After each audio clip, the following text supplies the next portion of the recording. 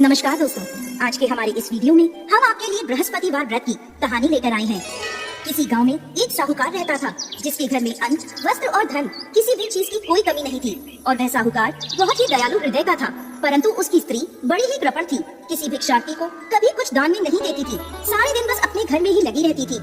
एक बार की बात है, एक समय एक साधु महात्मा बृहस्पतिवार के दिन उसके द्वार पर आए और भिक्षा की याचना करने लगे। स्त्री उस समय घर के आंगन को लीप रही थी। इस कारण साधु महाराज से कहने लगी, महाराज इस समय तो मैं घर लीप रही हूँ, आपको कुछ नहीं दे सकती, फिर किसी समय आ जाइएगा। साधु ये सुनकर वहाँ से चले गए। कुछ दिनों पश्चात वही साधु महाराज उसके द्वार पर फिर से आए, उसी तरह भिक्षा मांगने लगे। साहूकारनी उस समय अपने बच्चे को खाना खिला रही थी। कहने लगी, महाराज मैं क्या करूं, मुझे फुर्सत ही नहीं है, इसलिए आपको भिक्षा नहीं दे सकती। अब साधु महाराज फिर से उसके द्वार से खाली हाथ ही लौट गए। तीसरी बार जब महात्मा उसके द्वार पर आए तो उसने उन्हें उसी तरह से टालना चाहा। कहने लगी, महाराज मैं क्या करूं, मुझे समय ही नहीं मिलता, इसलिए आपको भिक्षा नहीं दे सकती। परंतु महात्मा जी कहने लगे कि यदि तुमको हर समय का अवकाश मिल जाए तो मुझे भिक्षा दे दोगी। साहूकारनी कहने लगी, हाँ महाराज, यदि ऐसा हो जाए तो आपकी बड़ी कृपा होगी। साधु महात्मा जी कहने लगे, अच्छा मैं एक उपाय बताता हूँ, तुम बृहस्पतिवार को दिन चढ़ने पर उठो और सारे घर में झाड़ू लगाकर कूड़ा एक कोने में जमा करके रख दो। घर का चौका इत्यादि मत लगाओ। घर वालों से कह दो कि हजामत अवश्य बनवाए। रसोई बनाकर चूल्हे के पीछे खाना रख दो, सामने नहीं। फिर स्नान आदि करके सायकाल को अंधेरा होने के बाद दीपक जलाओ तथा बृहस्पतिवार को पीले वस्त्र मत धारण करो, न पीले रंग की चीज का भोजन ग्रहण करो।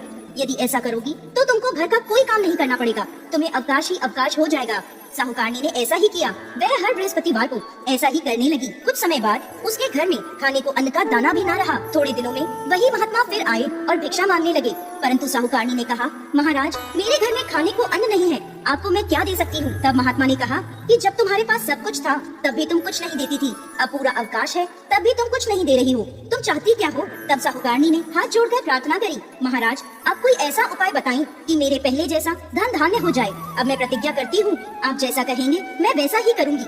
तब महात्मा जी ने कहा, बृहस्पतिवार को प्रातः काल उठकर स्नान आदि से निवृत्त होकर घर को गाय के गोबर से लीपो तथा घर के पुरुष हजामत ना बनवाएं। भूखों को अन्न जल देती रहा करो, ठीक सायकाल दीपक जलाया करो। यदि ऐसा करोगी तो तुम्हारी सभी मनोकामनाएं भगवान बृहस्पति पूरी करेंगे। साहूकारनी ने ऐसा ही किया और उसके घर में धन धान्य वैसा ही हो गया जैसा पहले था। इस प्रकार भगवान बृहस्पति की कृपा से अनेक प्रकार के सुखों को भोग कर वो दीर्घकाल तक जीवित रही। तो दोस्तों, कैसी लगी आपको आज की हमारी बृहस्पतिवार व्रत की ये कहानी, हमें कमेंट बॉक्स में लिखकर जरूर भेजिएगा और साथ ही साथ हमारे इस चैनल को सब्सक्राइब करना ना भूलें। जय श्री हरि विष्णु।